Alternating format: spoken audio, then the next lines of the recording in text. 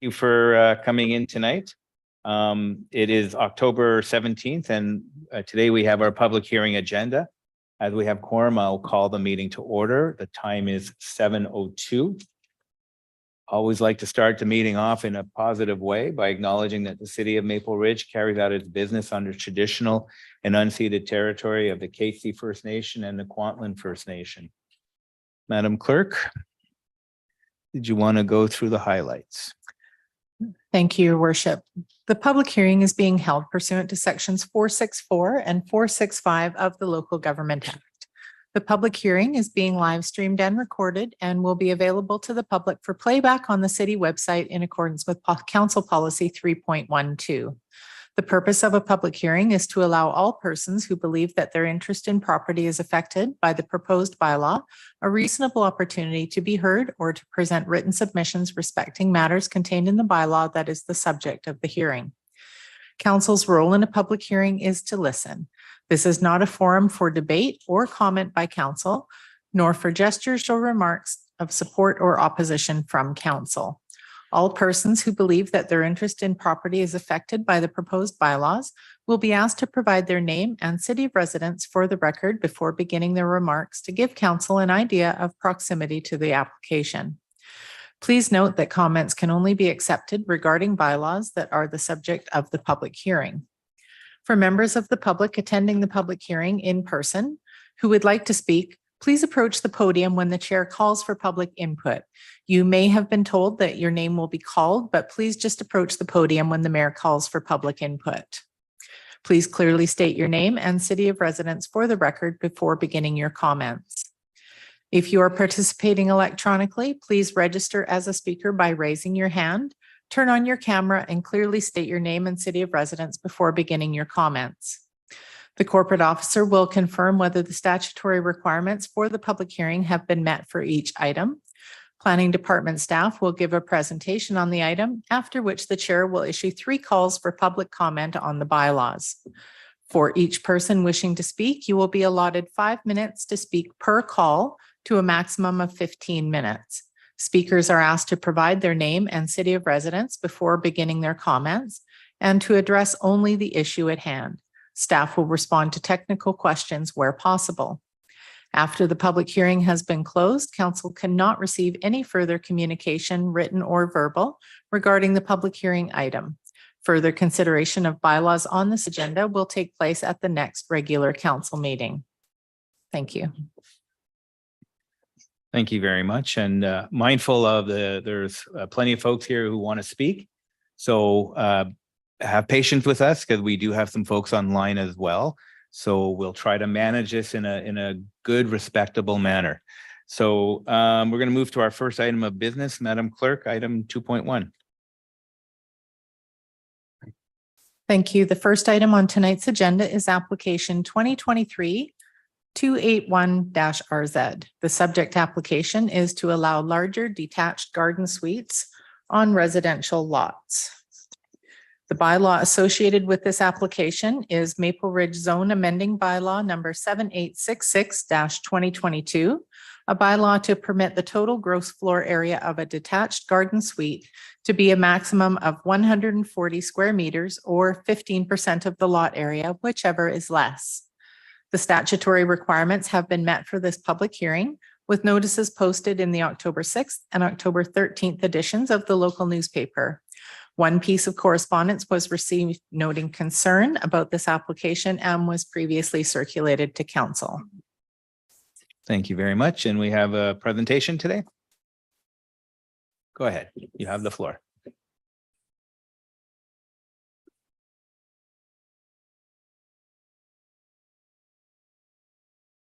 Good evening.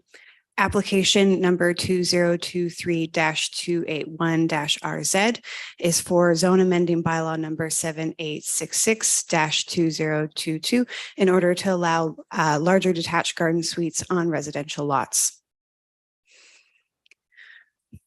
For a bit of background on this item, at the April 26, 2022 council workshop, regulatory options were presented to expand secondary suite and attached garden suite regulations.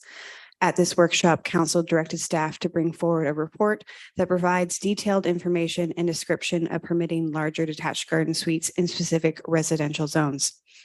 At the July 11th, 2023 council workshop, council received information about potentially amending the zone amending bylaw to allow larger DGSs in zones that already allow a detached garden suite. At this July workshop, council passed a resolution for staff to bring forward amendments to the zoning bylaw to permit detached garden suites up to 140 meters squared or 15% of the lot area, whichever is less, in the following zones that are on the screen here. This bylaw has progressed through the zone amending bylaw process, which is why it is here tonight.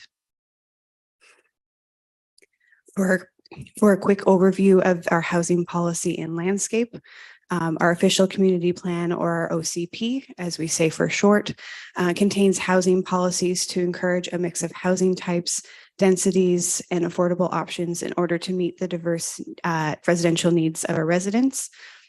We have a housing action plan, which was endorsed in 2014, and it contains strategies to create new rental housing options and to expand the detached garden suite program. The city also received a housing needs report in 2021, which found that there's a growing disconnect between what is available and what is affordable to Maple Ridge residents. It found there was limited options for seniors looking to downsize, and detached garden suites may be able to provide a suitable option. Detached garden suites also provide an attainable option for families looking to live near each other. The current detached garden suite regulations are here on the screen. The item that is up for change is highlighted in orange. It is the maximum floor area. So the current regulation is detached garden suites can be no larger than 90 meters squared or 10% of the lot area, whichever is less. The proposed zone amending bylaw proposes to change the maximum floor area from 140 meters squared to 15% of the lot area, whichever is less, unless the property is within the Agricultural Land Reserve, ALR for short. The Agricultural Land Reserve has their own policies, and a detached garden suite cannot be larger than 90 meters squared within the ALR. No changes are proposed to where a detached garden suite is allowed in the city. As mentioned, the bylaw or the item has gone from workshop to committee of the whole and received first and second reading, and it's here tonight for public hearing. Should it move forward, it would go for third and final reading. For terms and conditions, that zone amending bylaw number 7866-2022 to permit a total gross floor area of a detached garden suite to be a maximum of 140 meters squared or 15% of the lot area, whichever is less, was given first and second reading on September 5th, 2023, and was forwarded to this public hearing. Thank you. Thank you very much for your presentation. I will now open the floor to anyone who would like to come up and speak to this. Please come forward to the podium, state your name and your city of residence, and then you will have up to 5 minutes. Steve Ranta, Maple Ridge. Council has recognized that development should not compromise the quality of life that Maple Ridge residents value. They've recognized this by announcing it in different ways several times. The city's own Engage webpage, which talks about the urban forest, has a whole bunch of reasons why urban trees are very important to culture, health, climate, environment. But it also states on the city's engagement page regarding the urban forest that increasing population and density is a challenge to maintaining the urban forest. There's two things I think council should do before passing this bylaw or advancing this bylaw. And they're in the interests of the community especially in regard to the preservation of trees and everything associated with that.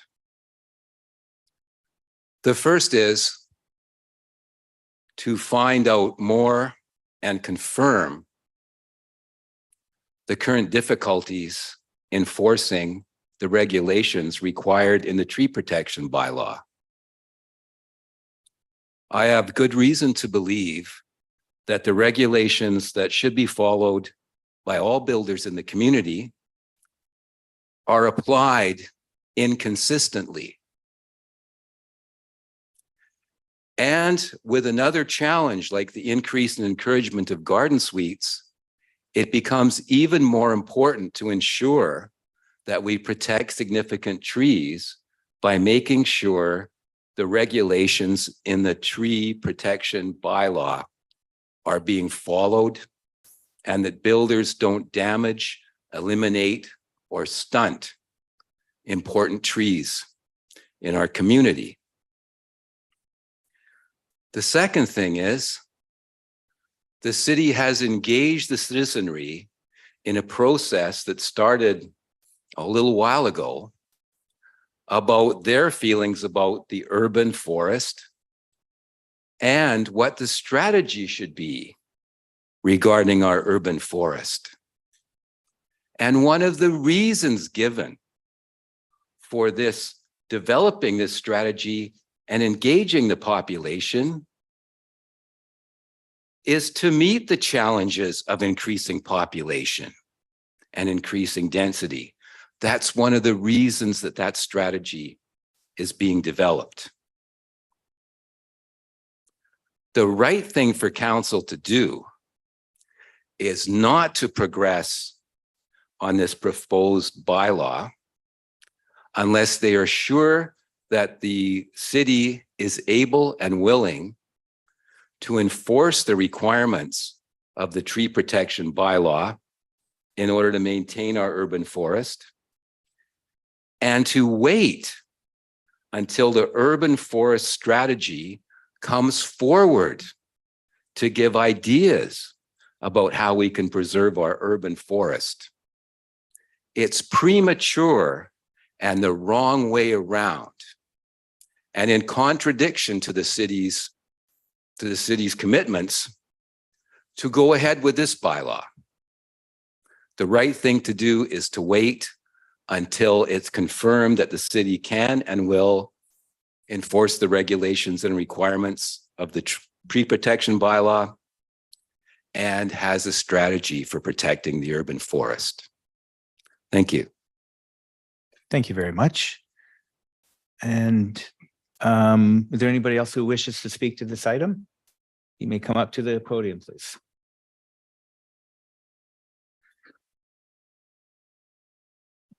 Craig Spears, Maple Ridge.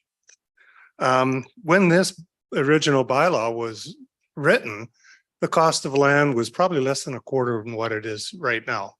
And, you know, when I talk to my children, they want to build a house. Now, we have a half acre that we're willing to allow them to do so.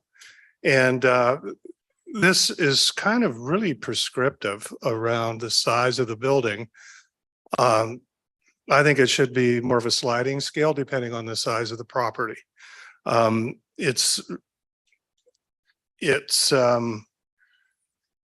really prescriptive around, especially around siting. So if there's an existing building that doesn't quite fit the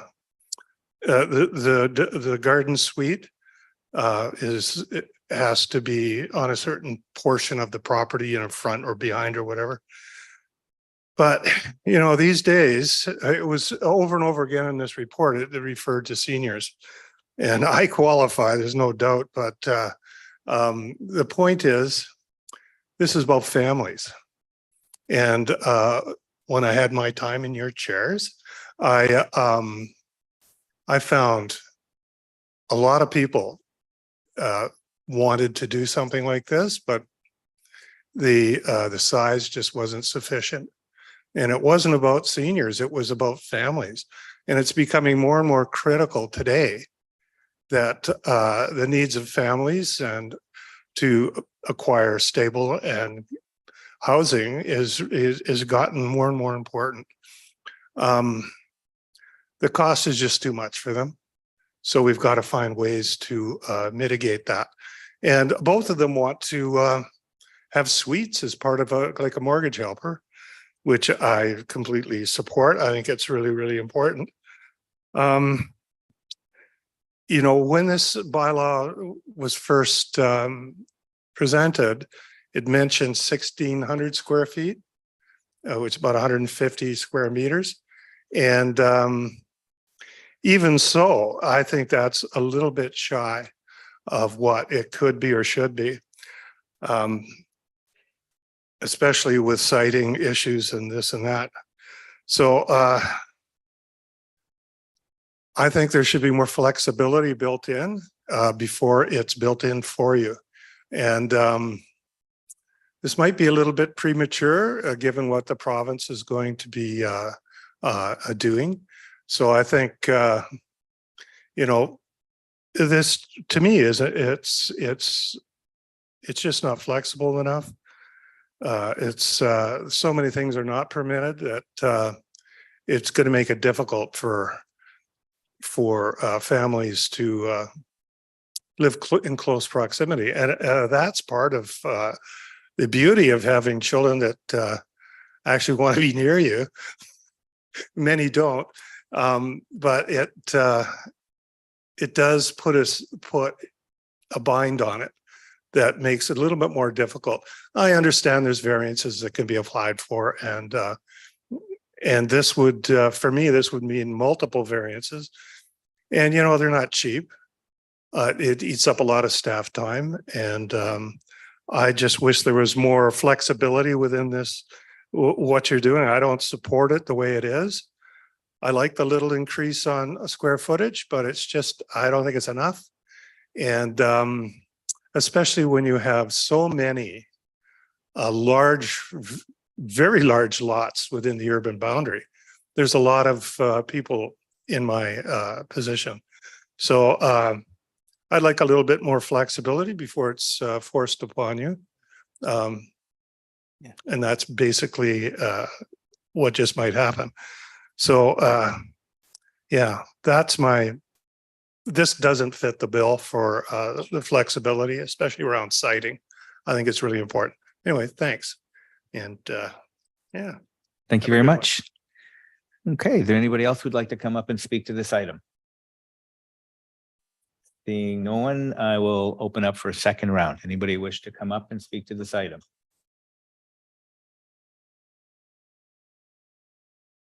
Seeing none, I'll do a third and final call. Anybody wish to speak to this item?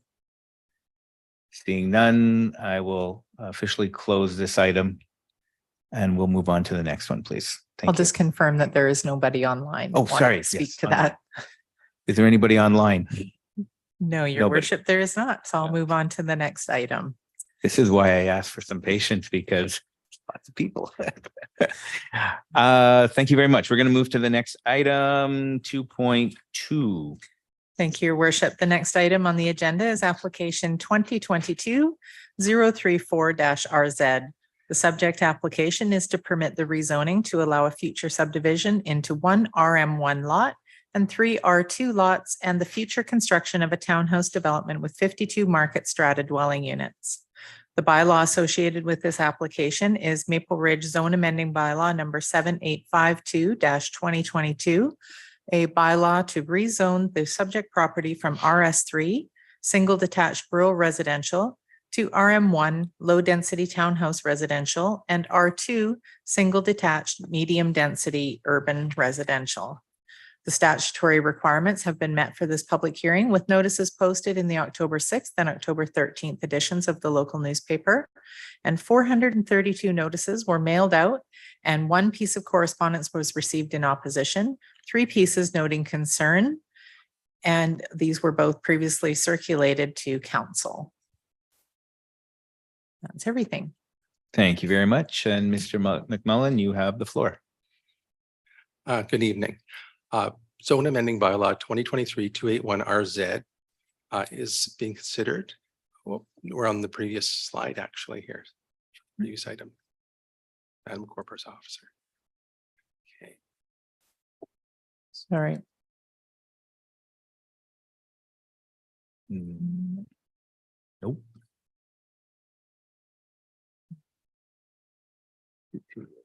Yep, that's the correct one.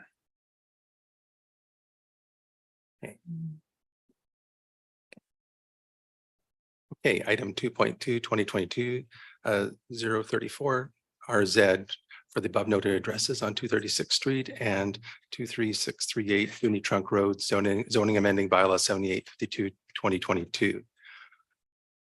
The site is designated urban residential in the official community plan now and is zoned RS3, single detached rural residential, is proposed to be rezoned to RM1, low density townhouse residential for the majority of the site, should be shown on a map subsequently, and R2 single detached medium density urban residential for the frontage along Union Trunk Road. The existing area of the site is approximately 2.6 acres. And the proposed area with road dedication is 2.5 acres, including the R2 lots on Union Trunk Road, or 2.3 acres for the townhouse area, not including the R2 lots on Union Trunk Road. There's one RM1 lot for the proposed townhouse project, and 3 R2 lots. So the subject properties facing onto Union Trunk Road to the north and to 236th Street to the west. This is the urban residential designation. Covers the site and the surrounding area all around. This is the orthophoto showing the existing site, showing townhouse projects to the existing projects to the west. And yes. Oh, sure. No problem. And showing single family homes to the south and an industrial building to the east and smaller single family homes to the north. So the development proposal, as noted, is to rezone the subject properties from RS3 single detached rural residential to RM1 low density townhouse residential and R2 single detached medium density residential to permit the future subdivision of 1 RM1 lot and 2 or 3 R2 lots for the construction of a 52-unit townhouse project and 3 single family homes facing Union Trunk Road. The townhouse units are configured to be 3-bedroom townhouse units. And this application is in compliance with the official community plan designation of urban residential shown on the previous map. Proposed development would include lot consolidation of the existing lots and road dedication. The proposed townhouse project is having a density of 0.75 FSR, floor space ratio, and utilizes the RM1 low density townhouse residential zones allowable density bonus of 0.1 FSR added to the base density of 0.6 FSR based on a amenity contribution of $476,573.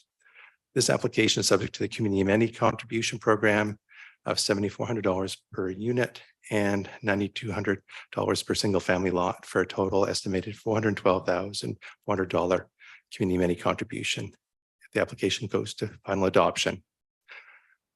So the applicant is proposing to have the main vehicle access for the RM1 lot from 236th Street and vehicle access for single detached residential lots of 3 lots on Union Trunk Road from a future lane extension just to the south of Union Trunk Road. The development of the townhouse project meets requirements of the off-street parking and loading bylaw, and it's shown on here with 104 residential spaces required, 11 visitor spaces required, a total of 115 spaces, of which the proposal actually has 117, has 2 additional spaces, visitor spaces.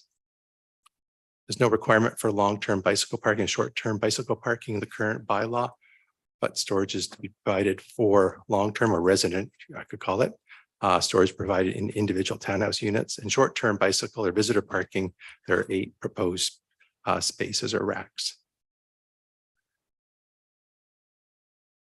So the city's off-street parking and loading bylaw requires townhouse units in the R1 zone to have enclosed double car garages side by side with internal dimensions of 6.5 meters in width and 6.7 meters in length.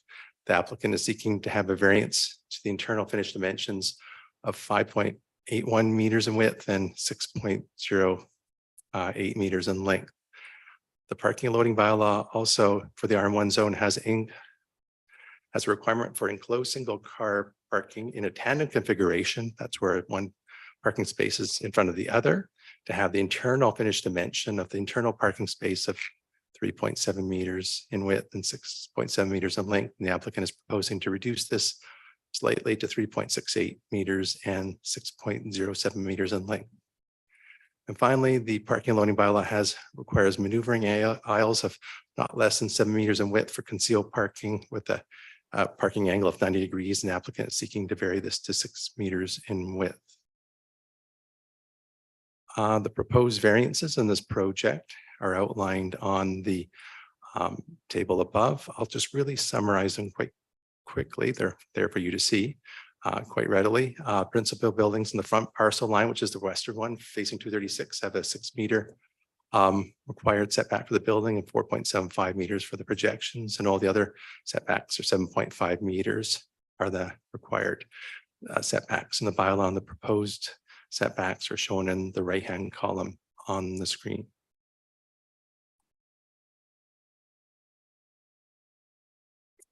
So the city's maximum zoning bylaw height, or the maximum bylaw height for this zone, the RM1 zone, is 9.5 meters for townhouse residential principal buildings. And the applicant seeking a variance to have in the maximum building height increased to 11.13 meters. So this is a site plan showing the townhouse project with the entrance from 236th Street, with the row of townhouse units and 2 buildings facing 236th Street, internal common amenity areas in green in the center of the project, and an indoor amenity area in the center of the project. Just north of that road, the H, just south of the northern green open space area, the indoor amenity building, which is about 2,700 square feet in area. And then a long driveway with townhouses on the east side of the site running up to the lane extension, which then provides the rear access to the 3 single-family lots facing Dewdney Trunk Road. These are typical building elevations showing the neo-traditional character of the townhouse units, with the front, the top diagram is showing the units facing the internal drive aisle with single tandem garage spaces, and then the other side of the units, which such as would be facing 236th Street, for example, having the single front door entry and pedestrian area in front, or a small yard in front. And these are samples of the end units of the buildings. These are perspectives of the project. This is showing the outdoor amenity area, looking through that north green area that was noted on the previous slide with the amenity area to the north. This is a view from 236th Street looking northeast to the 2 building blocks facing 236 with the driveway entrance between them that outlets onto 236th Street. So I'll just go these very quickly. They're on the screen. The final conditions for this application proceed to final reading would be the registration of a servicing agreement and servicing restrictive covenant, and receipt of servicing security as required in the agreement for engineering works for the project. Road dedication of the lane is required, consolidation of the properties, and restrictive covenant for a geotechnical report for the site, restrictive covenant protection and to maintain the visitor parking on the site, and a restrictive covenant for stormwater management on the site, and of course, removal of existing buildings. Also, just in addition, the standard condition is that in addition to the Provincial Ministry of Environment disclosure statement, there needs to be confirmation that there's no underground fuel storage tanks that remain from previous homes and uses on the property. If so, there would need to be an investigation report to ensure that they could be removed safely and the site is not contaminated. As noted, there's a voluntary contribution, $412,000, keeping with the community amenity contributions policy of the city, should the application complete to final reading, and a voluntary contribution of $476,573.80 for the floor space ratio increase to the maximum 0.75 FSR from the 0.6 base FSR as provided in the zoning bylaw. Council. Thank you very much for your presentation. We'll now proceed to the public hearing for this item here. Is there anybody in chamber that would like to speak to this item? Please step up to the mic. I'm going to ask that pull the mic down and speak as close as you can to the mic. It can be a little bit challenging with the echo in here, but I'm sure you're going to do just great. Thank you. Rebecca Kozel. I live in St. George's Village, number 46, 23580 Dooney Trunk Road. And I'm representing the residents of St. George's Village that is directly across the street from the proposed development.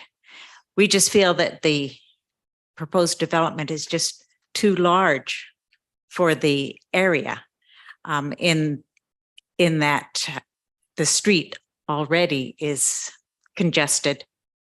There are the seniors trying to get in and out of the village. Our only access is directly across from the driveway for the village, for the proposed site. Before anything happens with this site, there needs to be something done with the infrastructure, in that there would be lights on Dooney Trunk Road at that area. There's now a crosswalk, but we've already had one of our residents killed in that crosswalk. There's also concern that the traffic goes too quickly down 236 onto 119th, and there needs to be a four-way stop at 119th and 236, so that the children going to the school to Alexander Robinson have a safe crossing. That's a very dangerous crossing for them. It's also going to mean that a lot of people go out onto Cottonwood Drive, because you can't get onto Dooney Trunk Road off of 236. And so there would need to be a three-way stop at that point as well. For St. George's Village, that is our only access, safe access to get in and out. And it's not safe if there are a lot of cars parked along 236. With this townhouse complex of that size with tandem garages, there's going to be parking, them wanting to park on the street. And if we're trying to get out of our complex, you can't see. There is no access that way. The only other option we would have would be to have a driveway going out the other way onto Cottonwood, but that's on city land, across the city land. Right now there is a gate for emergency, but the city owns the little piece of land between our complex and Cottonwood. And so, and to put a driveway there and a gate there would help alleviate some of the problem, but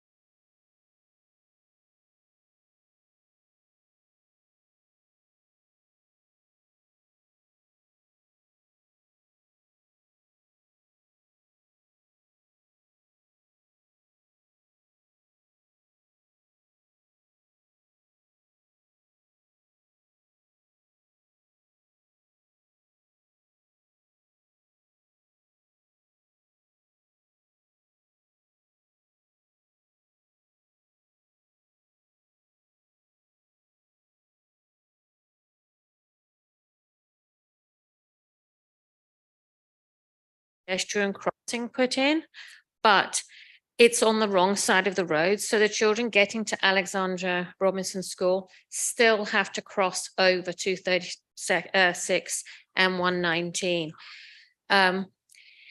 Also, Hollyhocks, the strata complex that I live in, straddles 119.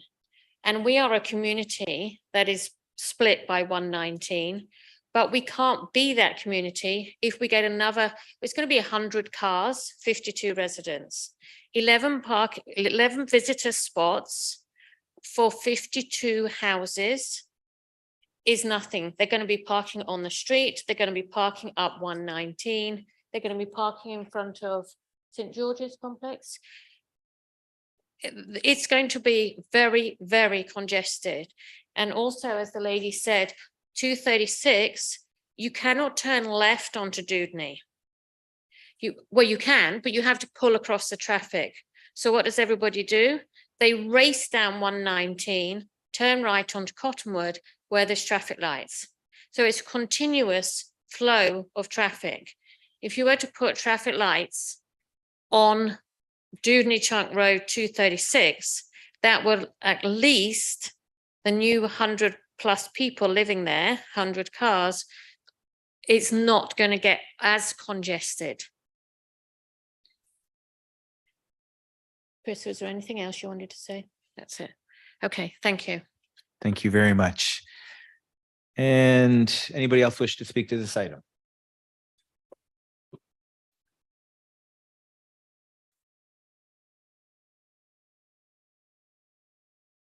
My name is Jason Howlett. I currently don't live in Maple Ridge, but I am in transit. I have family that lives in Maple Ridge. I'm just calling, or sorry, not calling, but I'm here to speak in support of the existing development. I find that right now I have family that have been displaced out of the region because of a lack of options, particularly in Maple Ridge, and what seems to be a lack of forthcoming options over the next several years. Excuse me. So this offers different housing types.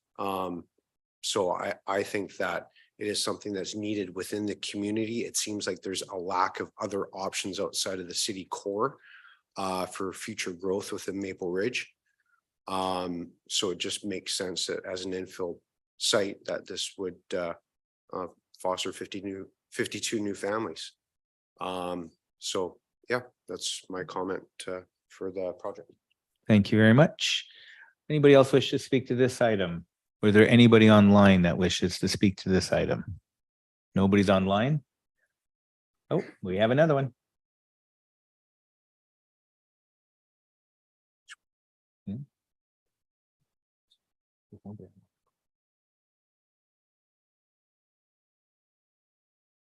My name Hi. is Laura Egan, and I am a resident of Maple Ridge, and I would like to speak in support of the project. I heard your concerns, and they are valid. In lots of areas of Maple Ridge, we have issues with traffic. If you can just Sorry. speak to council, so this way it We stays have in the lots of mic and issues then with we get to traffic hear all the information. within Maple Ridge, and their concerns are very valid.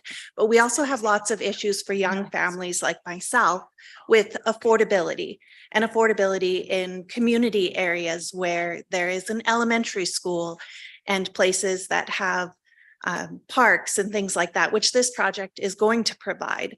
And while we may have a few extra cars on the road, it also gives us the opportunity to be able to stay in the community where we grew up and be able to raise our families here and give them the opportunity to enjoy this beautiful place we call home. Thank you. Thank you very much. Is there anybody online? We do. Okay. Yes, your worship. The first speaker is Ian Bodnack. Mr. Bodnack, if you could please turn your camera on. You can go ahead and address council. Good evening. Good The evening. lady that was just speaking, I'm curious, where will the children go that live in these complexes? Alexander Robinson, it's currently full. All the kids that are in catchment there, they're being pushed out to other schools. So can anybody answer that? The purpose of public hearing is to just actually listen and take down the information that is provided from the public.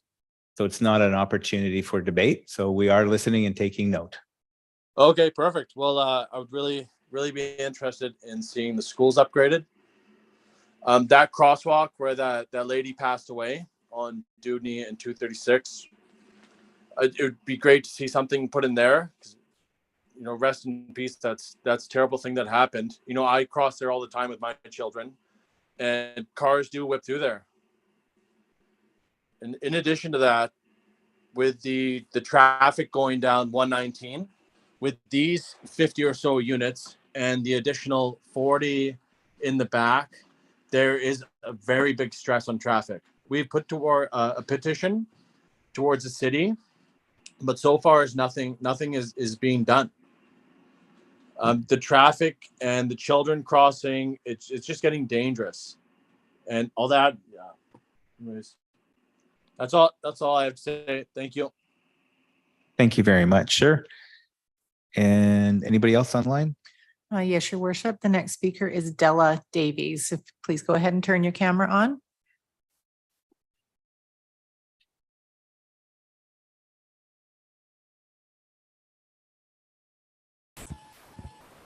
Hi, my name's Della. I'm a resident of Maple Ridge in the area. And I'd like to echo the others' concerns about the capacity at the school in the area. I was reading the comments about this development, and that has been addressed, where the school district said for the proposed 52-unit townhouse development, the estimated number of school-age residents is 22.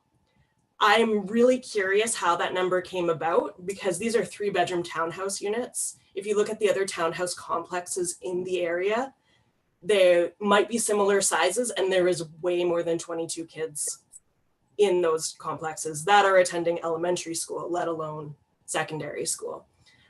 So I do question the integrity of those comments. I believe that we're going to expect at least 50 children from this unit alone, this complex. That's not to mention the fact that there are applications out right now for other proposed developments in the catchment. And as we've seen in Maple Ridge, a lot of these do go through. So collectively, how many more children in the school district is that going to be? I ran the numbers of school capacities based on the school district websites, which were all based on 2021 numbers. So that's 2 years old now. And every single school in the vicinity, like the east side of town, is over 100% at capacity. So we just had a school open a couple years ago, and that one's already over capacity. We have another one on the books that I don't even think shovels have been in the ground or anything for it. So my kids will be out of school by the time that opens. So I'm just really curious, where will these children go to school? There was a townhouse complex on the other side of Dewdney, 100 units. I don't know if that's full yet or if people are still moving in. I don't know where those children are going to school, but I know at Alexander Robinson, they lost their music classroom this year because they had to make another classroom. They keep, losing resources because there are not classrooms available for these kids because there's so many. And the other issue is, like everybody said, the traffic in the area. I'm really curious about these traffic studies that have been done, because reading the notes, it said that it wasn't, I can't find the notes here, but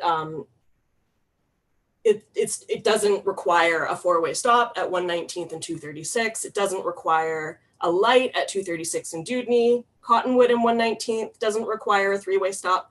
If anyone has driven through these areas or walks through these areas outside of business hours, you'll know there's a lot of traffic. I walk regularly. I walk my dog and people fly down the street. I don't know how many times there's been near misses of people not seeing kids that are trying to cross the street. The crosswalk at 119th and 236 is a death trap. My son crosses there regularly to go visit his friend. And honestly, it terrifies me because everybody jokes about how, who has to die before they put in a 4-way stop? Well, if it's my child, there's going to be a problem. I don't want it to be my child, nor do I want it to be any of his friends. So I really want to challenge council before you go ahead and put this unit in. Please consider the people that are already living in the area and the quality of life and how that is deteriorating based on the amount of people we have jammed in. Let alone all the amenities we have in town or lack thereof. Can't get my kids in swimming lessons, can't get a parking spot at the grocery store, can't get a doctor. So before we start welcoming all these people into our community in these homes, let's deal with these issues first. Thank you. Thank you very much.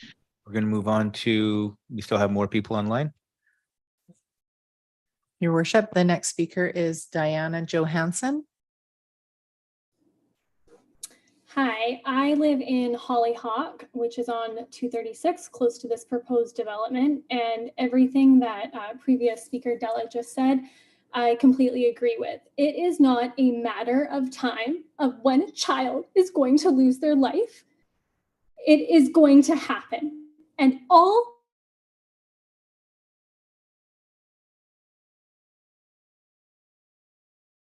that crosswalk 4 times a day. Every single time out of those 4 times a day, I have to watch children almost lose their lives. I am getting emotional about this because it is terrifying to watch your children in a group. I walk about 20 kids to school every single day from the Hollyhock complex. And to watch these terrified children who are trying to get to school, why is it that our kids are not allowed a safe environment? Why is it that they have to watch people speed, people swear at them, people are constantly screaming at them to walk faster? Before this gets done, before you make more money, if you spent just a second on observing this intersection as you did making a new logo and a new brand for the city of Maple Ridge, you would see that. I do not understand how this is not a bigger concern. There is hundreds of families that live in this community who are sacrificing their children's safety for you to make some more money, for kids to be able to go to school. It is not a matter of if this tragedy is going to happen, it is when. I should not have to take my 3 children to put flowers at a crosswalk for someone who has lost their life at Dudney and 236. They should not have to see that happen. And then for them to have to see that happen every single day, I would strongly encourage you to set up a traffic report that is much more thorough. If that does not become a four-way stop, it's going to be a tragedy, and I do not know how you will sleep at night because of that. That is all I have to say. I am disgusted. If you spent just as much money and as much time on making a new logo for a brand as you did with this, we would have a better community. Thank you very much. Before we go to the next person online, I just want to see if there's anybody in chambers. Anybody? Seeing none, so we're going to go back to online. Do we have anybody else online? Yes, your worship. I believe the final speaker is Kaylee Whitaker. Please go ahead. Hi there, my name is Kaylee Whitaker. I live on 236 B Street, which is just a block and a half away from this proposed application. And my questions are for the council to review the parking feasibility study. The fact, and if it was even done, because the fact that this developer is proposing smaller parking areas by including all of the variances tells me that they have inferred they're working on gross assumptions that all occupants will drive what is classified as a very small vehicle. If you drive in this area or you live in this area, you will know that almost every second house has a truck. I don't believe that 6 meters in width is a great turning radius for a truck. Secondly, I'd like to know if they have consulted with School District 42 policy on catchment. It is policy 9200 for your reference, which speaks to the fact that if a school is capped at a number of students, it doesn't matter if it's a grade or the school in total, that the school can ask for that student to be relocated. If that's the case, and this developer has advertised that there are schools within walking distance or schools that are on a local bus route and they cannot get there, are they going to be held accountable for violating the Competitions Act? Or will the council also be responsible for that and named in a potential suit? And finally, I want to know if the 412,400 is actually a voluntary contribution that this development is making to council, or is it in policy with the community policy? And I apologize, I was writing my notes as fast as possible, so I didn't actually get the exact policy number that, or the policy name that the speaker had spoken to on that. So I urge council to take all of these into consideration. Thank you very much. And that was the last speaker from online. Yes, your worship. Okay. We're going to go to the second round. If there's anybody in chambers who wish to come up and speak to this item. Second round, you certainly may.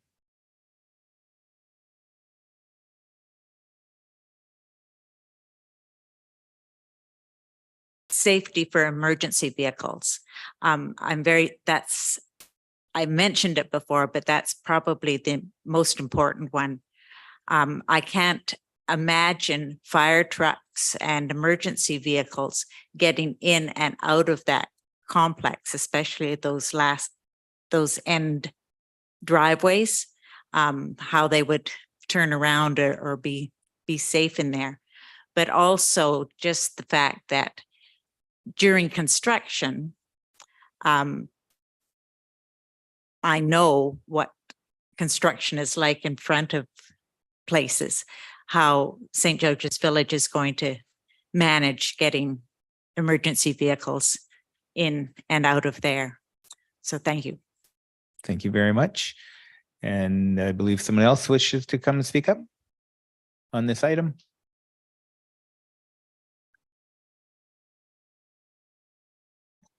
Good evening. I'm Ron Antlik from Maple Ridge.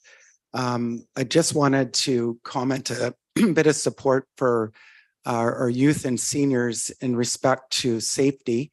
One comment, I would trust that the engineering department with traffic would be able to advise all of us. In 1993, the first application, the city of Maple Ridge had put the main trunk line through Cottonwood, and you would pay a connection fees. The development community started the first townhouses, which I worked for the developer and sold in 93, was 236 and 1/16 Cottonwood Mews.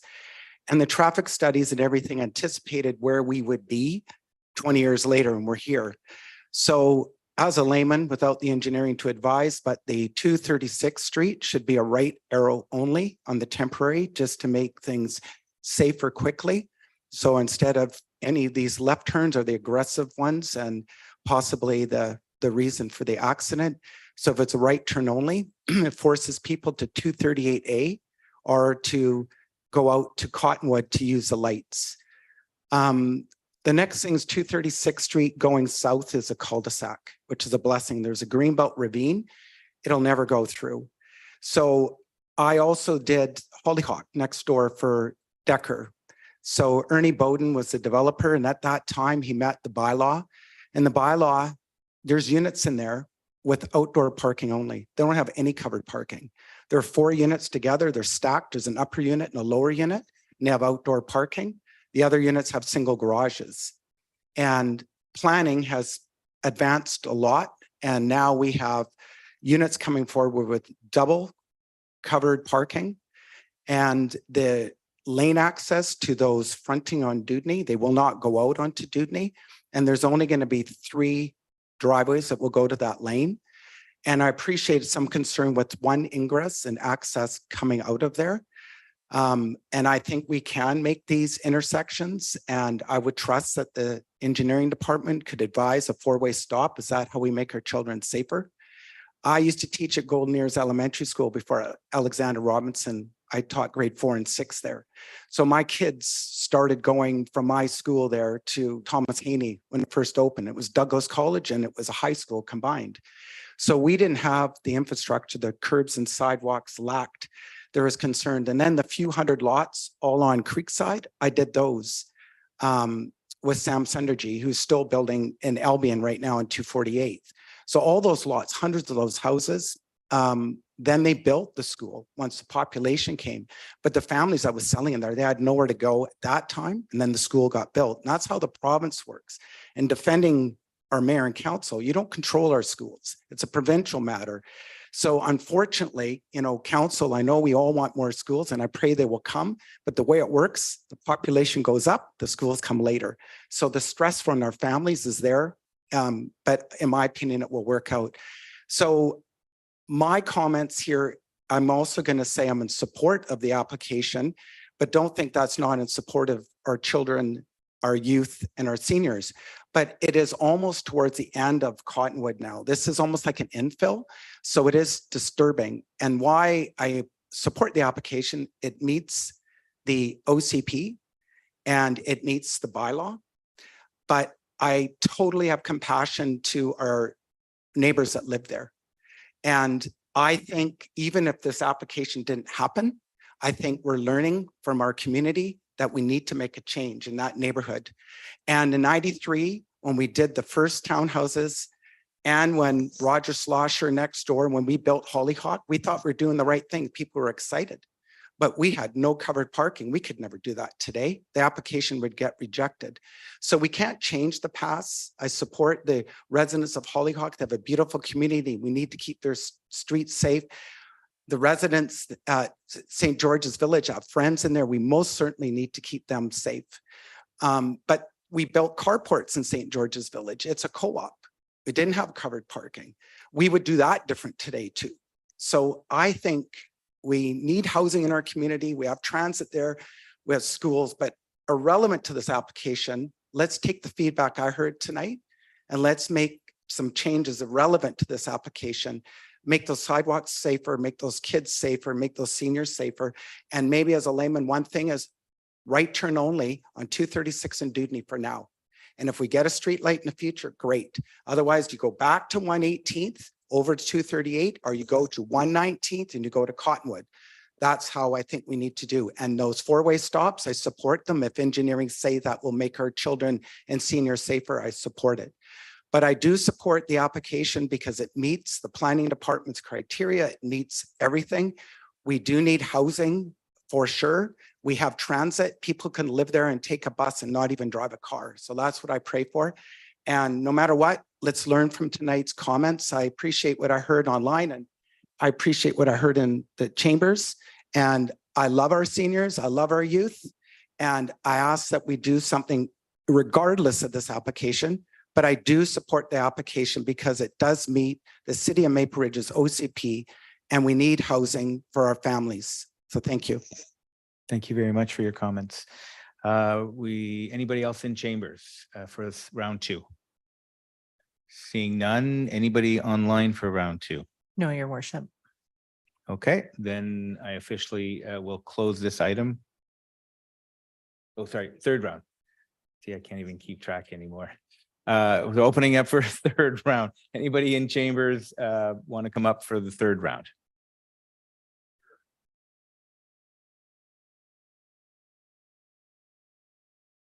You just can't resist it. Of course not. I support this. I think it's a good piece of infill.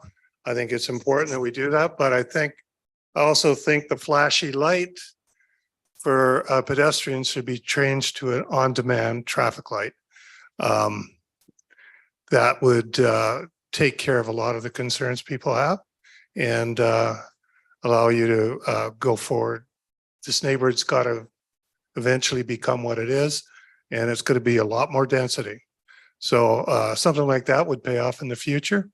And this final thing, I like the new branding, so you're okay. Thank you very much, Mr. Spears. We're on round three. Anybody in chambers for the third round? Seeing none. Anybody online for the third round? No, your worship. Thank you. So now I will officially close this round. We're going to move on to the next item. Thank you, Your Worship. The next item on the agenda is application 2022-293-RZ. The subject application is to permit the rezoning to allow a future subdivision of 3 lots.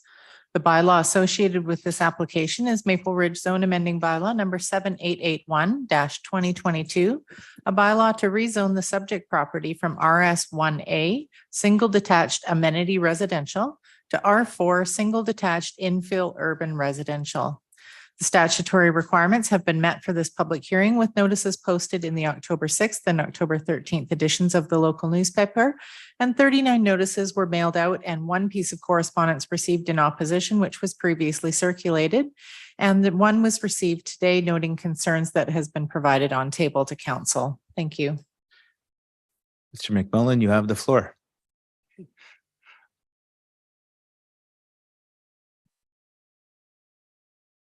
You just don't have the PowerPoint. That's right. There it is. Okay. Thank you, Mayor and Council. This application at let's put it really close. This application at 21511 and 21521 Exeter Avenue is for zone amending bylaw 7881-2022. The subject site is designated urban residential in the official community plan, and the existing zoning is RS1A single detached amenity residential, and the proposed zoning is R4 single detached infill urban residential. Site area of the 2 existing lots is 0.35 acres, and 3 lots are proposed. These are the subject properties located on Exeter Avenue. Here are the subject properties located on Exeter Avenue, showing the urban residential designation on the subject lots and all around that area. And this is the subject properties on Exeter Avenue with the orthophoto showing the built environment and single family neighborhood around the site. The application is to rezone the subject properties as noted from RS1A to R4 to permit the future subdivision of 3 lots. The project is compliant with the official community plan. Each lot has a minimum of 2 off-street parking spaces, one of which would be provided with roughed-in electrical infrastructure for level 2 charging as per the parking and loading bylaw. Proposed lot sizes range from 458 square meters to 485 square meters. That is in excess of the 450 square meter minimum lot size in the proposed R4 zone. The existing RS1A zone has a maximum height of 9.5 meters under the zoning, while the proposed R4 zoning has a maximum height of 8 meters. The proposed application, should it complete, would be paying $9,200 per single family lot for the additional lot, for a total of $9,200 for the 3rd additional lot being created. This is the lot layout plan showing the lots and the shifting of a statutory right-of-way that runs between the 2 existing lots, moving to between lots 1 and 2. The application proceeds. This is a rendering of the proposed houses with the subdivision that has been provided by the developer applicant. Terms and conditions of the bylaw application are, I'll summarize them briefly.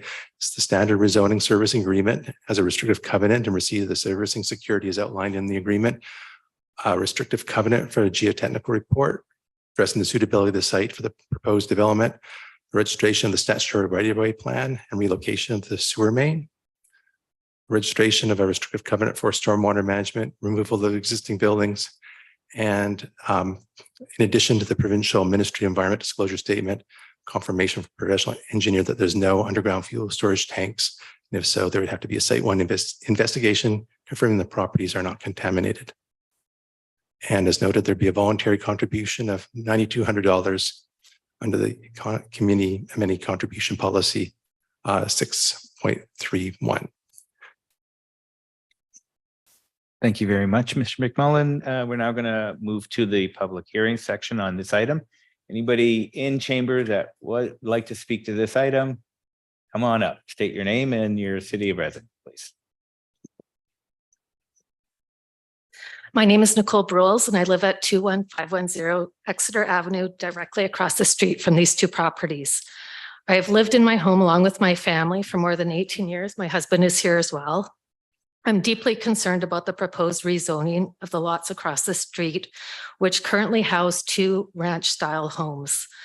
All the main living spaces in our home, our kitchen, our dining, our living room, face these two properties. The primary reason we purchased and have stayed in our home is due to the character of this neighborhood. That character is based on large lots, spacious streets, mature landscaping, numerous trees, and views of Golden Years Mountains, of which we currently have unobstructed views. Homes in our neighborhood, including the existing ranchers on these two properties, are well cared for, and our neighborhood continues to be well sought after.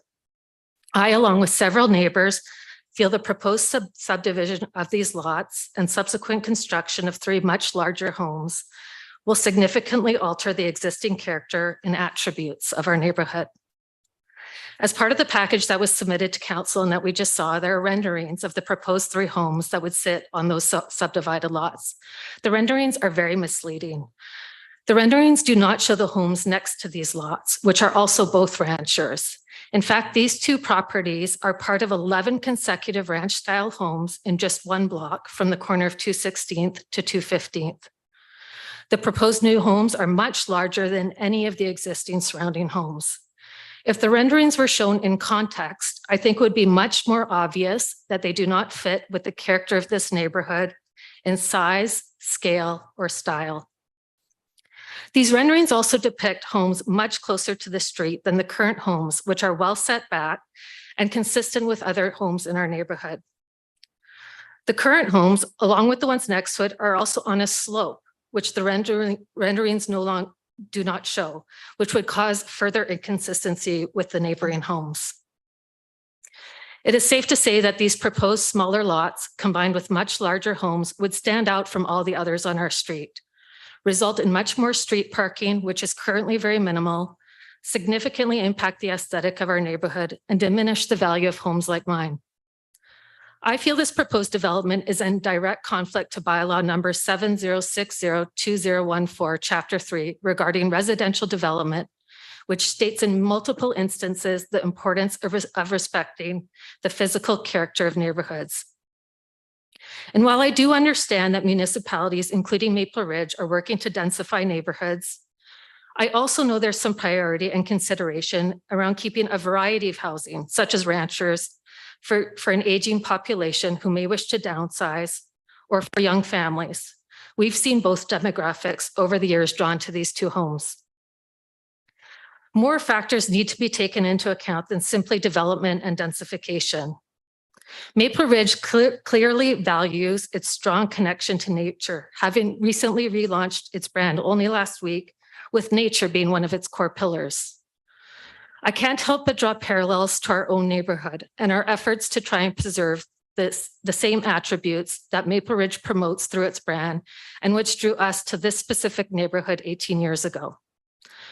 My hope is that some consideration will be given around the character and natural beauty of neighborhoods like ours by seriously reconsidering allowing opportunistic developments like this to proceed, and that council will oppose the rezoning and subdivision of these 2 properties.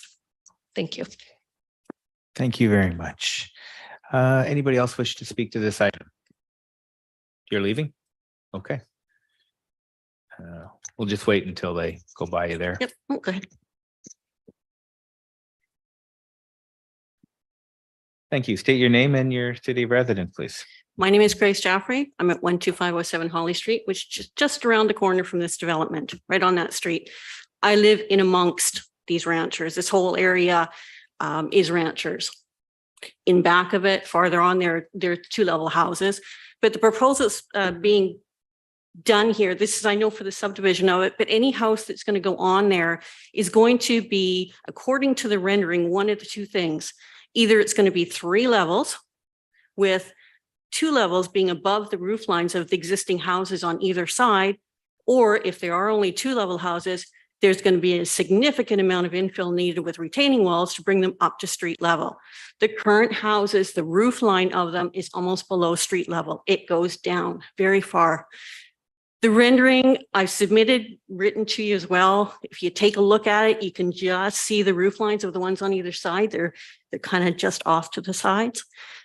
I don't believe that this development matches the intent of the official community plan, which says new development should be compatible to the area. It's not going to be the same. We recognize that our houses were built back in the 70s, but it should at least work with it. We have nothing like this in the area. It's not what we want in the area.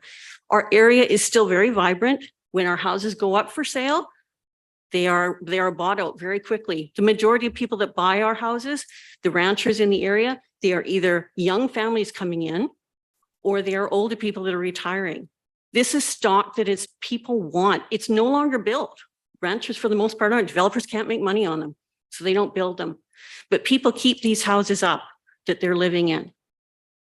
We shouldn't just get rid of that stock because someone wants to make money by dividing these properties. And that is what it feels like here. It doesn't feel that it's like this person that came in bought these two lots together with the intention of dividing them, selling them, and moving on. That's what it feels like. It doesn't feel like they came to our community and our neighborhood to live here, which is what the majority of us want. It doesn't fit. And I would like to ask, and I hope that someone will answer this, not now, but will get back to me, clarification on what was said about the letters that were received by council, because when this first came up, I know for a fact there are 3 people right now sitting in this council chambers that gave written submissions opposing this. And I didn't hear that here. And I know that there's been 2 that were given today as well. So I'm kind of curious about where the other ones have gone. So when we have confirmation that those have gone in, I'd like to know what's happened with that. Okay, thank you. Thank you very much. Come on up, sir.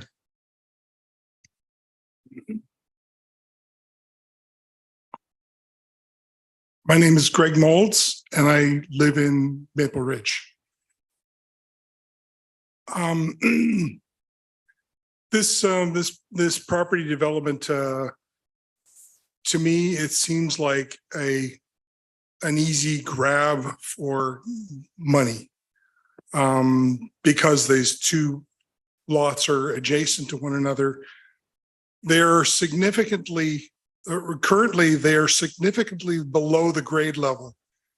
So what's shown in the artist rendering is not valid, because they're going to have there is, and according to the information, it was going to be a maximum of 8 meters.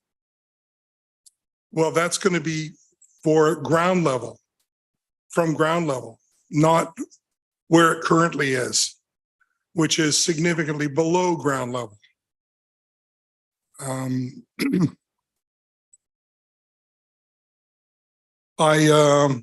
So they're going to have to be, there will probably be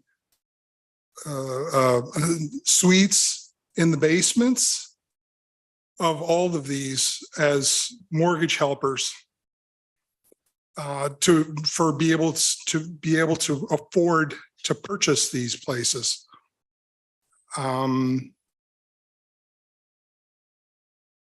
That's all I have to say. Thank you. Thank you very much.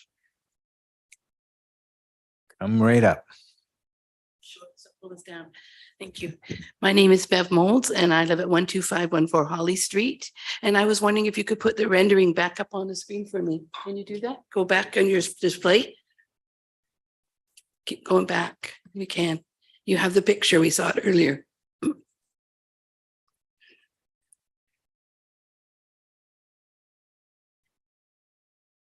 Okay, now if you look here, you'll see 3 houses straight at road level. If you look to the right, you can see that is the existing rancher on the right. And if you look on the left, that is also the existing rancher on the left. These houses that are being proposed are not within the normal, what we would consider match of the neighborhood. That being said, there was another house put in, a brand new development on Exeter that has just been put in the last few years. And it does fit in within the context of the neighborhood. It does put in with the plan. My suggestion is that our neighborhood doesn't allow for 3 houses in this spot. 2 houses on 2 existing pieces of property seems reasonable to me. Yes, there will be probably ground level here, which does mean there will be a suite or something at the bottom, which will look out.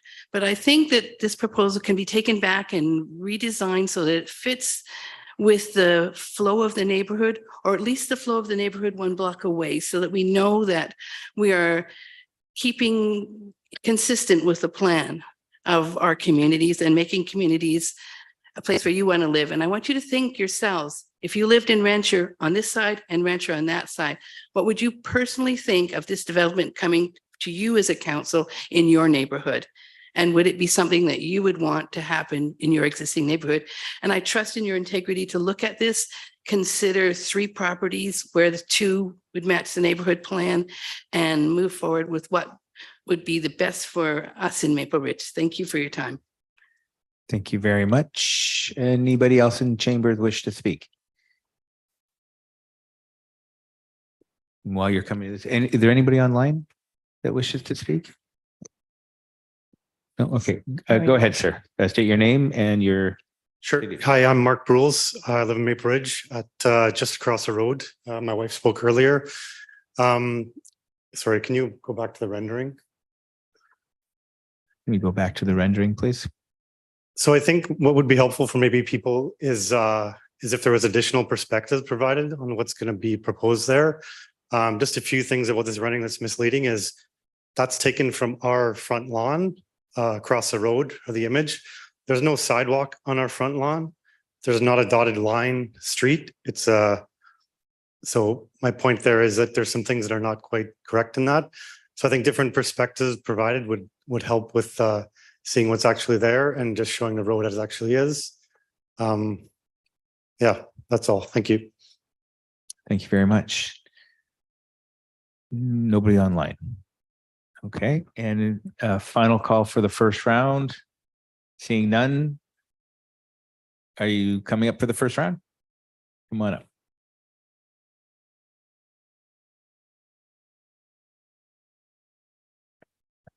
Hello, my name is Brandon Chima. I reside in Abbotsford, but I'm with the applicant team that helped bring this project forward. So just starting from the beginning, we've already discussed, but this development follows the OCP, urban residential, and its underlying zonings. So we haven't asked for any variances in regards to setbacks, density. It's what the city had planned for this neighborhood, and we followed those plans. So one of the big steps on this project, and we learned pretty quickly early on that we needed to involve the neighborhood with this project. So with that, we held the meeting, and a lot of the same lovely faces that spoke today were also at that meeting. And we wanted to really get input from the neighborhood and bring forward or address the concerns that everyone had. So with that being said, one of the biggest concerns was the form and character, as has been discussed by the other speakers. We thought that we had really captured the tone of the neighborhood using neutral colors. One of the biggest concerns was that they didn't want monster houses towering over them. So with this new proposed zoning, you're actually restricted to 8 meters. With the existing zoning, your maximum building height is actually 9.5 meters. So if the existing zoning were to stay, you could actually build higher, which is not what the neighborhood wants. Okay. Some other concerns were in regards to parking. So Exeter currently has parking on both sides of the street. We've also provided 2 6-meter driveways and 1 5-meter driveway, allowing for 3 parking spots on 2 of the lots and 2 spots on the 1 lot in the middle. This is the bylaw minimum was 2, and we've actually provided an additional spot. So in regards to this project, we feel that we followed the city's guidelines, the form and character policies, and we think we provided a pretty high quality rendering, which isn't actually required at this time, but we wanted to show the neighborhood that we're listening to what they want and that we want to provide a product that's compatible with the neighborhood. So with that said, I hope council takes these comments into consideration, and we look forward to hearing from you. Thank you. Thank you very much. Still on the first round. Seeing no takers, we'll close down first round. We'll go to round two. Anybody in chambers wishes to speak in the second round?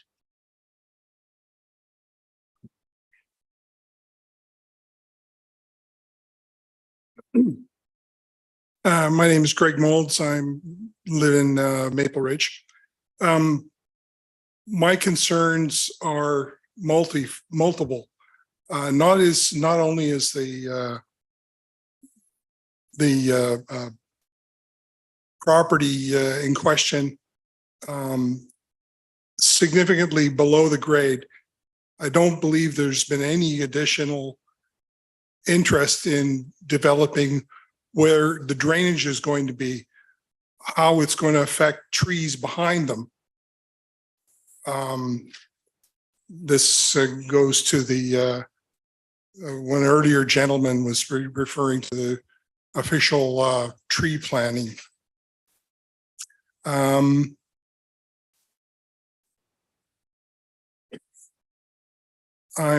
going blank. That's okay. Appreciate that.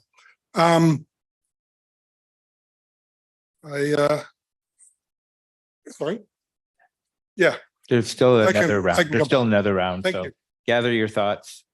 That'd be good. Still on round two. Nicole Brules, Maple Ridge. I just want to address the comments around the development information meeting that the developers hosted. At that meeting, there was 22 concerned neighbors. Unfortunately, our numbers have dwindled to the 7 that you see here today, but we all expressed like significant concerns around this development. We saw those concerns summarized in the council report. I wouldn't say that we felt that our concerns were heard in that summary. We feel that they were downplayed. Not that again, I should speak for everyone, but I do have some strong connections in this neighborhood and I've heard that. You know, it is, and I'll just end it, you know, I said there's 7 of us here today and there's many more concerned neighbors. It's hard for me to walk my dog, in fact, without people saying, Nicole, what's happening with that development? And there's a public hearing on Tuesday, come out for kind of our last hurrah. But yeah, we're deeply concerned. Everyone who's lived there has lived there for many of the people who've lived there have lived there many years and have deep ties this to this neighborhood. So it's been very difficult. Thank you. Thank you very much. And still on round two. Seeing none, nobody's online. Okay, I'll shut down round two and move to round 3. Anybody in chambers?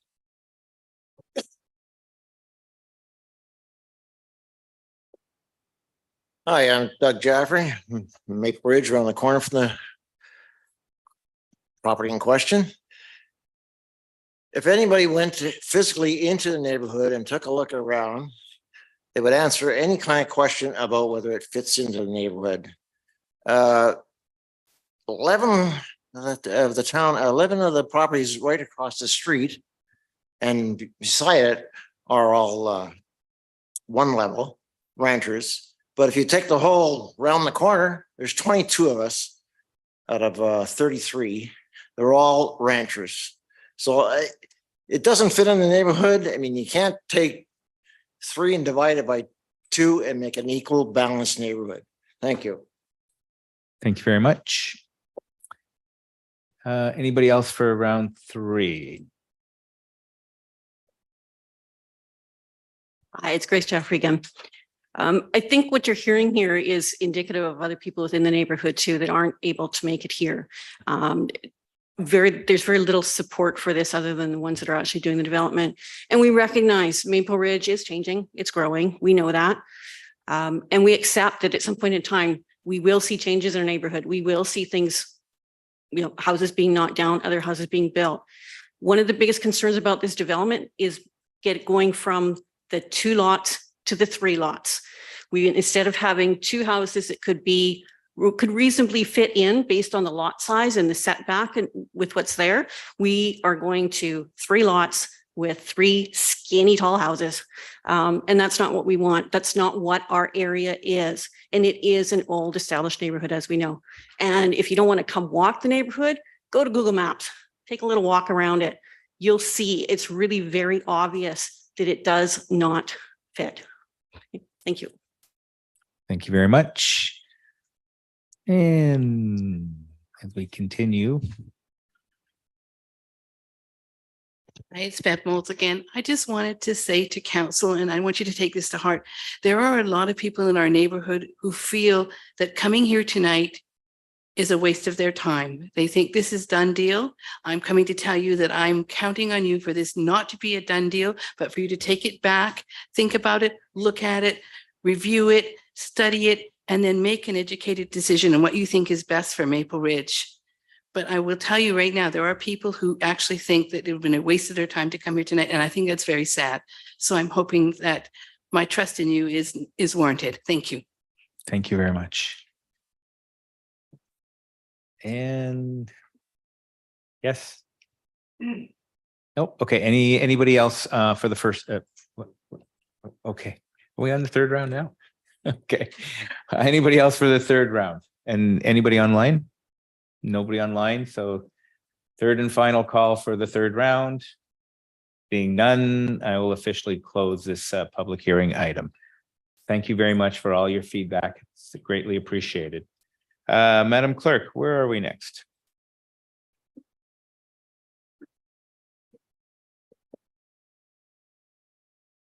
Thank you, Your Worship. The next item on the agenda is item 2.4. Application 2021-471-RZ. The subject application is to permit the rezoning to allow the future construction of a 5-story apartment building with 87 market strata dwelling units. The bylaw associated with this application is Maple Ridge Zone Amending Bylaw number 7810-2021 to rezone the subject property from RS1 Single Detached Residential to RM3 Medium High Density Apartment Residential. The statutory requirements have been met for this public hearing with notices posted in the October 6th and October 13th editions of the local newspaper, and 148 notices were mailed out. One piece of correspondence was received noting concern in relation to this application and was previously circulated to council. Thank you. You have the floor, Mr. McMullen. Thank you. Item 2.4, 2021-471-RZ for the above noted addresses on 121st Avenue. It's for zone amending bylaw 7810-2021. The designation of the site is medium and high rise apartment. The existing zoning is RS1 single detached residential. Proposed zoning is RM3 medium high density apartment residential. This existing site area and proposed site are the same, 0.7 acres or about 3,000 square meters.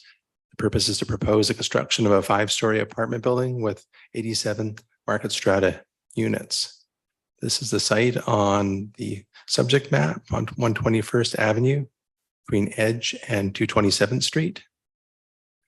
This is the subject properties in the apartment designation in dark maroon red. This is the subject properties on the existing orthophoto of the area, showing the existing built character of the area. As noted, this application to rezone the subject properties from RS1 to RM3 to permit the construction of a 5-story apartment building with 87 strata units. These units would range in configuration as shown on the table below and are intended for seniors and young buyers entering the housing market as provided by the applicant. There are 28 studio units, 39 one-bedroom and den units, and 22 bedroom units proposed. Application is consistent with the zoning and the OCP designation. Proposed development would include the lot consolidation, road dedication is required, and would have a density of 1.85 FSR based on the lot area that utilizes the RM3 zone, which has a base density of 1.2 FSR, an additional density of 0.3 FSR for providing all parking in an underground structure, and an additional 0.34 FSR through a density bonus providing a cash contribution at a rate of $15 per square foot for an estimated amount of $158,500. This application is subject also to the community amenity contribution policy, the city, a rate of $5,600 per apartment unit for a total contribution of $487,200. The applicant is proposing to have vehicle access from the rear lane on this site. Just following on that, on the vehicle portion of the site, 96 parking spaces are required and 75 spaces are proposed. A cash in lieu contribution at a rate of $8,000 per space is required, but provided for $168,000 as per the parking and loading bylaw. In terms of long-term bicycle parking, 22 spaces are required and 40 bike spaces are proposed. In terms of short-term bicycle parking or visitor parking, 27 spaces are proposed, and that is what is required. That's a table just showing the parking breakdown in more detail.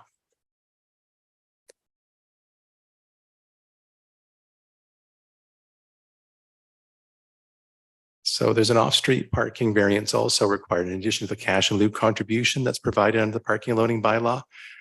Bylaw requires or has a maximum of 10% of the spaces being small car spaces, and the applicant is seeking a variance to increase the number of small car spaces to 25.4%.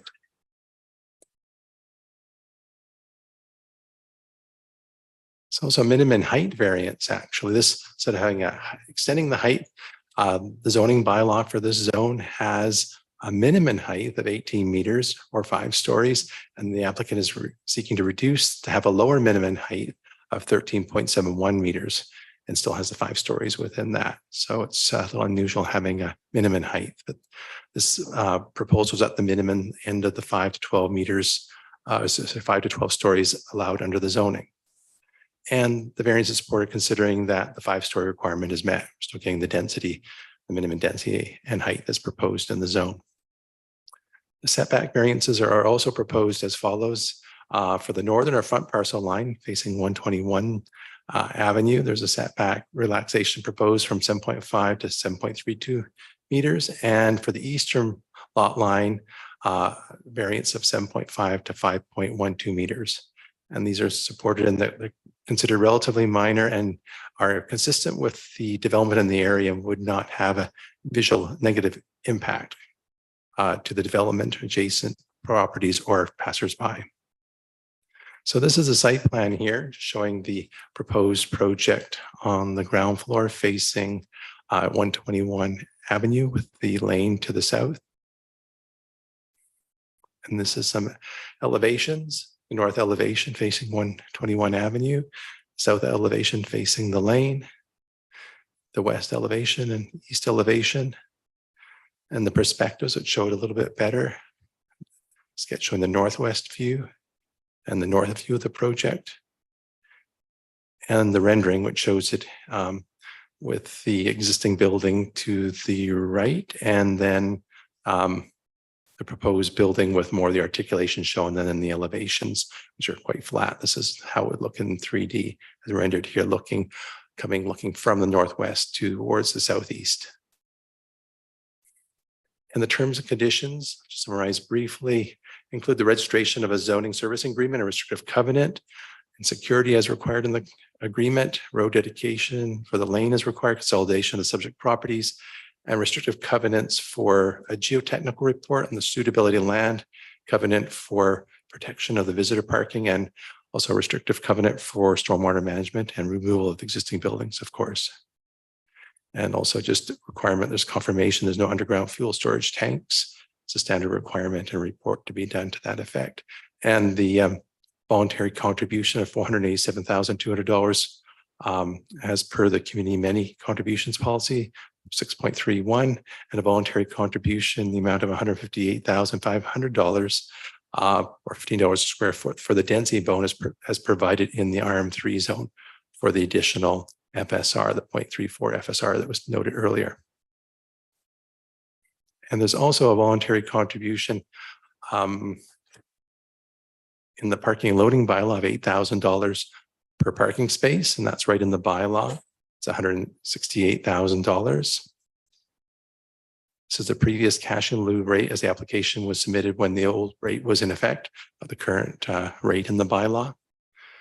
And also the applicant has made a voluntary contribution of $50,000 being provided to the Ridge Meadow Senior Society towards a new bus service that helps seniors to take medical appointments, shopping, recreational trips.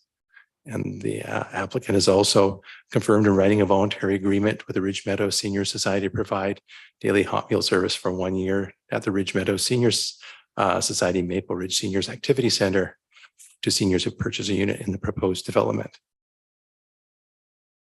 Mr. Mayor and Council.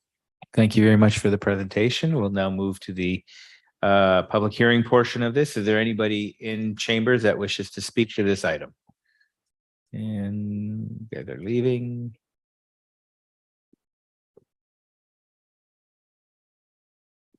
Bev Hi. Mold, hello again. I just noticed in this presentation that the parking does not meet, and I want you to take that into consideration. I do volunteer for the community services, so I know that parking is a necessity in there. When you say 75 out of 96 required, just to be watchful of that. I think they can find the other amount of parking spaces. Street parking is not easily available during the day in that area. So just to be aware that they're asking for a lot of variance on parking. That's it. Thanks. Thank you very much. Anyone else in chamber that wishes to speak to this item? Anybody online? Okay, so I'll end the first round and go to the second round. Anybody wishes to speak to this item, either in chamber or online? Seeing none, we'll go to the third round. Anybody wishes to speak to this item? Seeing none, I will officially close this item to public hearing. Thank you very much, Madam Clerk. Take us to the next item, please. Thank you, Your Worship. The next item is item 2.5, application 2023-016-RZ. The subject application is to facilitate the redevelopment of the subject site for the expansion of the E1 energy facility.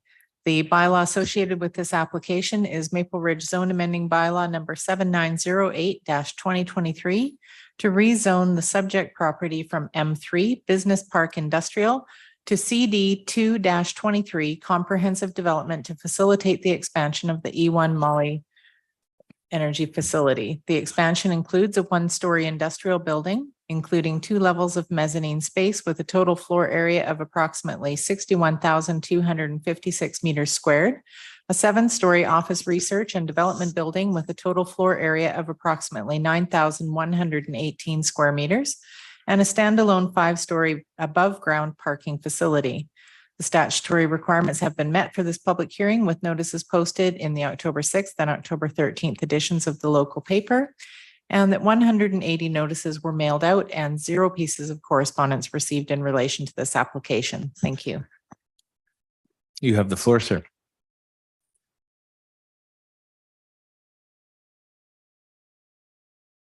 So the above noted application at 20,000 Stewart Crescent is for a zone amending bylaw 7908-2023. The designation of the site is Maple Meadows Business Park. The existing zoning is M3 Business Park Industrial, and there's a proposed rezoning to CD 223 Comprehensive Development Zone, a custom zone for this development. The site area is 4.44 hectares or 11 acres in size. This is subject property, Stewart Crescent on the north, Kingston on the south, and Maple Meadows Way to the west, and Golden Ears Way, the main thoroughfare to the Golden Ears Bridge, a little bit further to the west. This is the site with the Maple Meadows Business Park designation on it, and to the north, south, and east. And this is existing Molly Cell facility that's located on the site with a large parking lot to the east and a grass area to the north, and parking to the south. This is the new manufacturing facility site plan showing the main facility in light gray, parkade structure right at the farther eastern point of the project, and then just to the north, an office building component, which will be more clearly shown in a few diagrams later.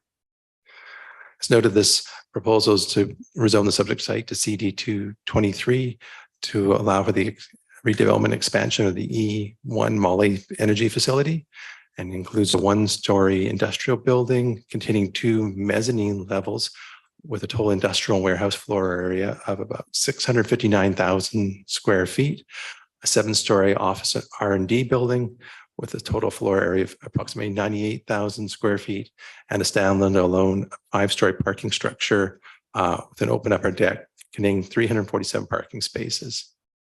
The proposed development will provide employment of 584 employees, about 7 times or 6.8 times the current number of employees. And that is divided, just to note, to a number of shifts, those employees. The development is compliant with the OCP designation. There's some proposed changes from the CDT 223 zoning that went from first reading to second reading.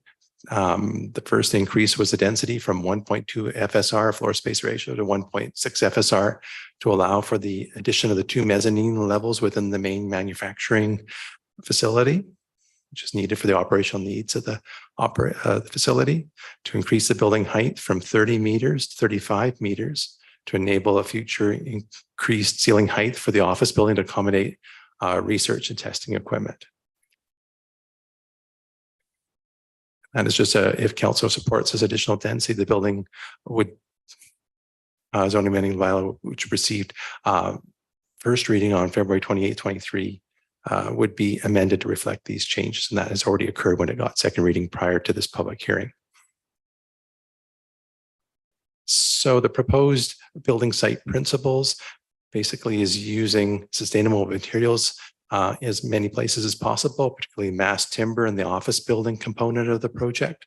Designing the building to be energy efficient, meeting LEED Gold criteria and step 2 of the BC Building Code. Using precast concrete for the parking structure rather than poured in place on site. Integrating First Nation and Indigenous artworks in the building design. Designing a climate resilient building, incorporating native and adaptive plant species, infiltration and bioswales, and a green roof. And improving the public experience, incorporating accessibility criteria in the design, and providing additional amenity areas for this industrial manufacturing facility. Some variances that are proposed is to reduce the required off-street parking spaces from 862 to 351 and this was based on a traffic study that was done and reviewed by the city staff. It's based on 1 off-street parking per 292 staff at the peak operating time, which is 8:30 a.m. to 2:30 p.m., plus visitor parking. There's also be provision of traffic demand management measures, which include transit pass subsidies, bike parking of 38 short-term and 64 long-term spaces, and end-of-trip facilities, including washrooms and showers for bikers and lockers, and incentives to promote carpooling and use of public transit and other modes of active transportation. There's also proposed variances to the servicing bylaw, Maple Ridge Servicing Bylaw 4800, 1993. That's the relaxation or the dedication of corner cuts or truncations at the intersections of Stewart Crescent with Maple Meadows Way and Stewart Crescent with Kingston Street. So to not have to relax a requirement that no building or structure be with greater than 1 meter in height within 7.5 meters of the intersections. That is the first variance. And the second variance is the construction of a sidewalk along the perimeter's frontage on Kingston Street. There's an existing sidewalk on the property's frontage on Stewart Crescent and a multi-use pathway, Maple Meadows Way. Given the proposed truck access off Kingston Street and the relocation of the existing sidewalk, engineering supports this relaxation from the sidewalk requirement on Kingston Street and not requiring it. So these are some renderings of the building showing the parkade structure in the lower left-hand corner, the office building structure, which is mass timber with glass curtain wall on the exterior, and then the large manufacturing facility in behind with an extensive green roof. This is more of a front-on view of the office building component of the project. This is another rendering looking towards the northwest, showing the loading facility down below and the parkade structure, the lower right-hand corner, and the office component. And then showing again more from the north, looking south to the office building component, and then the parkade structure, which is concrete but has metal fin elements that are placed on the structure to provide for a more attractive appearance and provide a little bit of shielding to the parking inside. And then the main manufacturing facility from Golden Years Way, looking to the south east. Again, it's a concrete structure with metal fins, and that is, and those metal fins, they be some artwork worked into those fins that can be adjusted in color and in depth. Now, the elevations of the building are just shown here. These are just longitudinal elevations from Stewart Crescent to the north and Stewart Crescent where it sort of curves to looking west. So the terms and conditions of the application are the registration of rezoning service agreement and restrictive covenant as standard with a servicing degree security is provided under the agreement. Approval from the Ministry of Transportation and Infrastructure as it's within 800 meters of Lougheed Highway. A restrictive covenant being registered for the geotechnical report, including soil stability and confirming the flood construction level. There's also a restrictive covenant for stormwater management, removal of existing building, and confirming if the Director of Waste Management from Ministry of Environment determines the site investigation is required based on the submitted site disclosure statement. There would be also a requirement to obtain a release for this project. I haven't seen anything in that, but that's a standard condition for industrial sites such as this. And then just confirming, again, a standard condition that in addition to that site disclosure statement that there's no underground fuel storage tanks that could be a hazard. And if so, there'd be a Site 1 investigation required to ensure the site is not contaminated in that regard. Worship of Council. Thank you very much. At this point, we'll open it up for a public hearing. Anybody in chambers or online wishes to speak to this item? Seeing none, we'll move to round two. Anybody online or in chamber that wishes to speak? Seeing none, and we'll go to third and final call. Anybody wishing to speak online or in chambers? Seeing none, I will close the public hearing item on this. That brings us to the end of our docket today. Do we have any other further business, Madam Clerk? No, Your Worship, we do not. Okay, then seeing that with no further business, I will adjourn this meeting. Thank you very much.